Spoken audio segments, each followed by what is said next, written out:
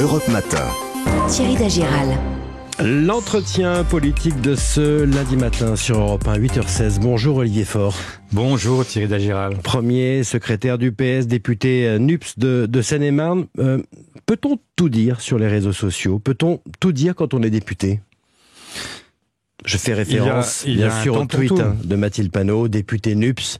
Juste, hier, c'était le 80e anniversaire de la rafle du Veldiv. Elle a écrit « Ne pas oublier ces crimes aujourd'hui plus que jamais avec un président de la République qui rend honneur à Pétain et 89 députés RN ». Ça vous a choqué ou pas? Écoutez, il y a un temps pour tout. En fait, la rafle du Veldiv, c'est une plaie ouverte à tout jamais dans l'histoire de notre pays, qui suppose le recueillement par rapport à celles et ceux qui ne sont jamais revenus, par rapport au crime d'État qui fut celui de l'État français à cette époque. Et nous devons à la fois nous souvenir et rester vigilants sur l'antisémitisme. Mais ma question c'est, est-ce que vous condamnez, donc, Olivier Faure, les propos ce matin de Mathilde Panot? J'y viens. Et donc, parce que ces événements sont une blessure dans notre histoire, il suppose que ce jour-là, le jour où on commémore cet anniversaire, eh bien, on s'abstienne de toute formule qui peut prêter à polémique. Et donc, je regrette effectivement que ces mots aient été prononcés ce jour-là, même si je vois qu'on s'acharne sur Mathilde Panot, qu'on oublie que le même jour, il y a un député de la majorité relative qui a de son côté considéré qu'il y avait deux Pétains et qu'il y avait un Pétain qu'il fallait continuer à honorer, reprenant par là même les propos du chef de l'État de 2018. Je vois que... Ce qui a dit d'ailleurs le président hier, qui a pointé du doigt l'antisémitisme rampant et la complaisance de certaines forces politiques. Et sans doute parlait-il de son propre député. Et je vois aussi que Gérald Darmanin cherche à expliquer que c'est la police de Vichy, sous-entendu que ce n'était pas la police française qui était à l'œuvre lors de la rafle du Veldiv. Or, il revient là-dessus sur ce que Jacques Chirac lui-même avait admis et qui était une grande avancée dans notre devoir de mémoire. Voilà, je vous repose une dernière fois cette question. Est-ce que vous condamnez fermement les propos de Mathilde Panot? Parce que vous répondez... Thierry Dagiral, je viens de dire ce que je pense de tout cela. Je pense qu'il y a des jours où... on peut pas dire n'importe quoi en République. Elle est députée de la République. C'est-à-dire que dire que le président Macron rend honneur à Pétain, ça vient d'où? Sur quoi elle se base? Ah bah ça vient de 2018. Ça vient du fait qu'à l'époque, le président Macron avait expliqué... président de la République, avait expliqué que il fallait continuer à honorer le grand soldat que fut je n'ose dire le maréchal Pétain, puisqu'il a été frappé d'indignité et qui n'a plus aucun titre à faire valoir aujourd'hui. Et donc, c'était cette référence-là, mais elle n'était pas utile ce jour-là. Et donc, moi, je souhaite qu'on évite aussi toute forme de confusionnisme. Je me bats avec la NUPES, justement, pour éviter cette espèce de grand amalgame permanent entre les uns et les autres. Je suis frappé à l'idée qu'on veuille ranger désormais la gauche avec l'extrême droite. Laisser penser qu'il y aurait la même histoire, la même volonté, la même vision. Et donc, justement, quand la confusion existe partout, notre devoir est de faire en sorte qu'il y ait moins de confusion. Et donc, je ne veux pas laisser penser, je finis ma phrase, Thierry Dagiral, pardon, mais je ne veux pas laisser penser, effectivement, que Pétain et Macron, c'est la même chose. Voilà. Ça pose la question, entre autres, du rôle de cette coalition à l'Assemblée. C'est quoi? C'est faire de l'agitation? C'est faire du désordre permanent? Absolument pas. C'est se défendre, se battre pour des convictions fortes. Nous allons vraisemblablement évoquer le projet pouvoir d'achat cette semaine. Enfin, en tout cas, avec vous, et cette semaine, c'est sûr, à l'Assemblée. Et que va-t-il se passer? Eh bien, moi, j'aimerais savoir quels sont les compromis auxquels est prêt le pouvoir. Est-ce qu'il est simplement là pour nous dire que il a déjà une copie et qu'elle est rendue et que nous n'avons qu'à l'approuver? Ou est-ce qu'il est prêt à entendre ce que nous lui rapportons de tous les territoires? Parce que ce que nous entendons partout, ça n'est pas simplement la volonté d'avoir un chèque une fois dans l'année, mais que le travail paye. Or, aujourd'hui, le travail ne paye plus assez. Et c'est donc un vrai sujet. Est-ce qu'on va augmenter le SMIC? Est-ce qu'on va convoquer une conférence salariale pour que tous les salaires au-dessus du SMIC puissent être revalorisés? Est-ce que cette question-là peut être posée ou pas? Le 14 juillet par Emmanuel Macron. Vos propositions, il y a le SMIC à 1 500 €, le blocage des prix pour les produits de première nécessité, la revalorisation des APL de 10%, coût estimé 100 milliards. Comment on finance ça? Le projet du gouvernement, c'est 20-25 milliards. D'abord, vous n'êtes pas sans ignorer que L'État vient de récupérer 57 milliards de plus que prévu par rapport à la loi de finances initiale. Parce que reprise économique, parce qu'embauche. Parce qu'inflation. Et donc, quand vous avez... L'inflation. C'est-à-dire quoi? En quoi l'inflation...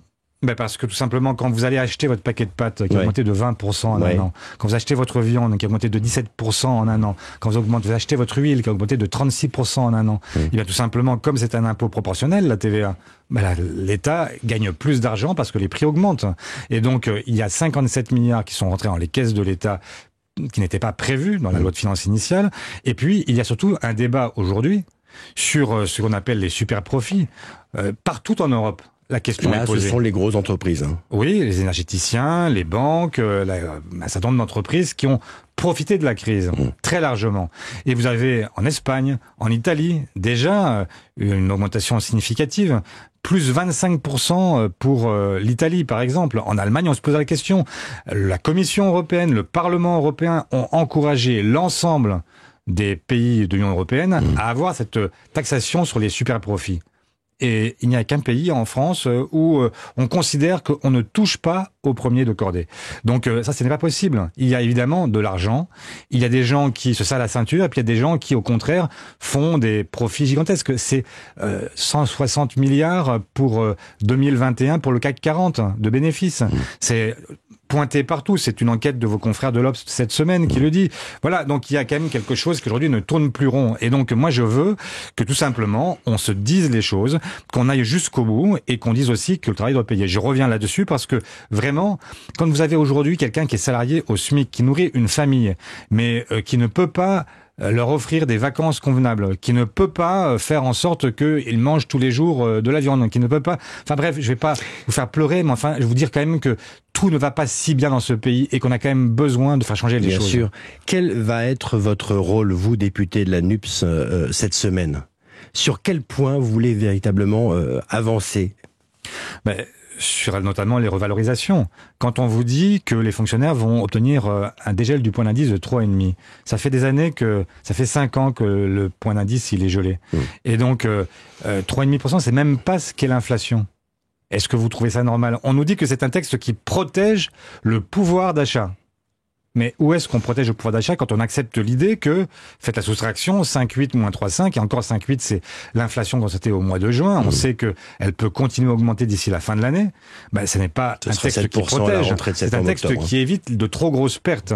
Mais alors évidemment, tout le monde dira, c'est mieux à prendre que rien. Mais enfin, on est encore loin du compte. Et comme je viens de vous le dire, l'argent existe et il doit être mieux distribué, mieux partagé, parce qu'il n'est pas normal que ce soit toujours les mêmes qui se serrent la ceinture, les classes populaires, la classe moyenne, qui sont toujours finalement les grands, ceux sur lesquels on compte pour protéger ceux qui ont besoin de rien. Olivier Faure, vous êtes le patron du PS. Qu'est-ce que vous faites des 79 dissidents, ceux qui n'ont pas suivi, qui ne vous ont pas suivi dans cette coalition? Je ne fais rien. En fait, il y a une commission chez nous qui s'appelle la commission des conflits qui va se réunir à l'automne prochain et qui décidera du sort fait à chacun. Ils seront auditionnés, il y aura une procédure contradictoire et puis cette commission souverainement décidera de ce qui est décidé pour chacun. Et ça veut dire que ce sera individualisé. Et dedans, il y a Carole Delga, Stéphane Le Foll, même François Hollande? Non, pas du tout. Dans les dissidents? Ils sont pas, là. Non, on parle les 79 que vous évoquez, ce sont des titulaires ou des suppléants qui étaient candidats contre des candidats du PS ou soutenus par le PS. Il n'y a pas Carole Delga, il n'y a pas Stéphane Le Foll, et il n'y a pas François Hollande. Bien sûr que non. Donc eux ne seront pas écartés du parti. Mais c'est pas. Stéphane Le Foll était avec nous la semaine dernière à ce micro. Il parle d'une purge, d'un règlement de compte. Écoutez, je ne sais pas très bien. Enfin, Stéphane Le Foll, qui a eu la main parfois très lourde et qui a dirigé ce parti avec François Hollande, se rappelle. Et vous étiez à leur côté. Et se rappelle très bien que à toute époque, quand il y a des gens qui enfreignent la règle collective, il y a toujours une sanction et qui est de nature très différente. Ça peut être un avertissement, une suspension, une exclusion. Mais cette règle-là, elle s'applique à toute époque parce qu'il n'est pas normal que des gens s'affranchissent d'une décision collective. Voilà, c'est aussi simple que ça et je pense que tout le monde peut le comprendre. Certains y voient une manœuvre de votre part à quelques mois d'un congrès où vous jouez un nouveau mandat. Et donc, 79... faire disparaître les opposants, finalement, c'est s'assurer avoir les mains libres. Je crois qu'il y a des gens qui... Vous l'entendez, ça ? J'entends très bien ce que les uns et les autres disent. Je n'y prête qu'une attention très relative parce que la réalité, c'est qu'on parle de 79 candidats. On est très loin de faire le ménage et la purge. Et si, puisque tout à l'heure on parlait des références historiques, ce serait bien de ne pas utiliser n'importe quel mot à n'importe quel moment, parce que les purges, ça a aussi un sens historique.